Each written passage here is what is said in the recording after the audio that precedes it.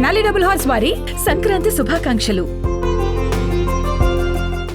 నాకు కొంచెం తిక్క, నాకు కొంచెం మెంటల్ అనే డైలాగ్స్ ట్రంప్కు నథింగ్.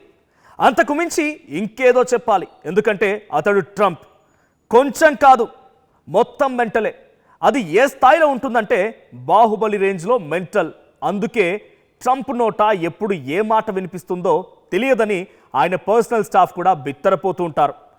ట్రంప్ ఏజ్ 81 ఏళ్ళు అయినా తుత్తర మాత్రం పీక్స్లో ఉంటుంది.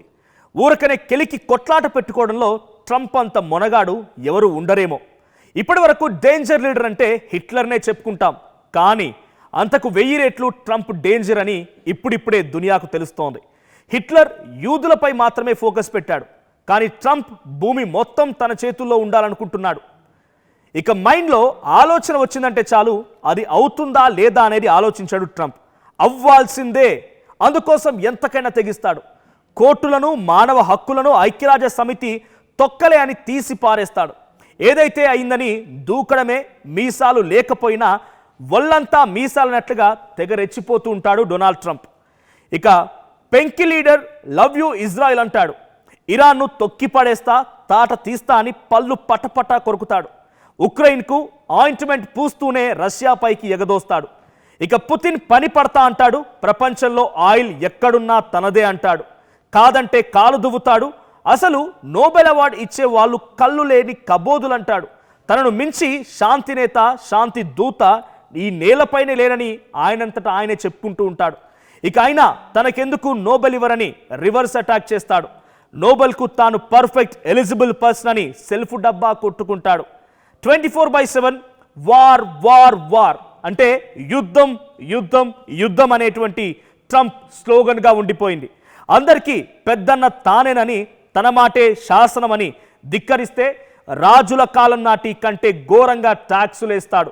కప్పం కట్టకపోతే పబ్బం గడవకుండా చేస్తాననే కిరీటం లేని సూటు బూటు వేసుకున్న రారాజులాగా బిల్డప్ ఇస్తాడు. తాను పట్టిన కుందేలుకు 3 కాళ్ళన్నది ఓల్డ్. తాను పట్టిన కుందేలుకు ఒకే కాలుంది, అయినా జెట్ స్పీడ్లో పరిగెడుతుందని చెప్పే రకం. కాదని చెప్పినోళ్లను బెత్తం పట్టుకొని వాతలు పడేలా కొట్టి ఒప్పించే రకం కూడా ట్రంప్.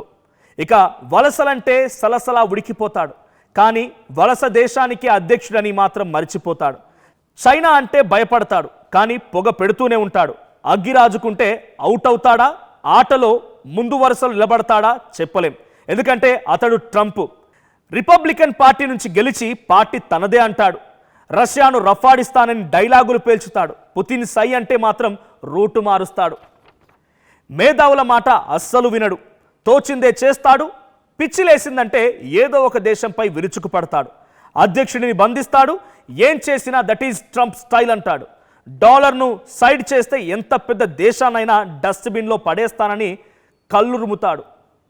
ఇక చీటికి మాటికి చివాట్లు తింటున్న దున్నపోతు మీద వాన కురిసినట్లే ఐ డోంట్ కేర్ అని రిపీట్. చీటికి మాటికి చివాట్లు తింటున్న దున్నపోతు మీద వాన కురిసినట్లే ఐ డోంట్ కేర్ అని నవ్వుతాడు. పైత్యానికి పరాకాష్ఠగా నిలిచిన ట్రంప్ ప్రపంచాధినేతగా చెప్పుకునేందుకు యమ ఇష్టపడతాడు. ఇక ఆ మాటకొస్తే పోప్ జాన్ పాల్ కన్నా తానే బెటర్ అని కూడా సిగ్గు లేకుండా చెప్పుకుంటాడు. అందుకే ఇతడికి కొంచెం కాదు, మొత్తం మెంటలేనని ప్రపంచం మొత్తం వినిపించేలా దేశాలన్నీ దండోర వేస్తూ ఉన్నాయి. Local to global news at your fingertips. మీ చేతిలో ఒక ఆయుధం. డౌన్లోడ్ రా TV app. Media legend Ravi Prakash is back.